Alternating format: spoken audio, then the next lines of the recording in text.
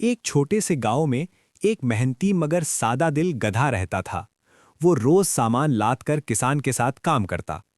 एक दिन वो और किसान जंगल के रास्ते से गुजर रहे थे कि अचानक गधे का पांव एक गहरे गड्ढे में फंस गया। किसान परेशान हो गया और मदद लाने चला गया। गधा अकेला था। उसने निकलने की पूरी कोशिश की, लेकिन गड्ढा बहुत तंग था। कुछ देर बाद गांव के चंद लोग आए और बोले, ये बूढ़ा गधा अब काम का नहीं, इसे यहीं मिट्टी डालकर बंद कर देते हैं। गधा ये सुनकर डर गया, मगर जब लोगों ने उस पर मिट्टी डालनी शुरू की तो उसे एक बात समझ आई। वो हर मिट्टी को अपने जिस्म से झाड़कर नीचे गिराता और उस पर खड़ा हो जाता।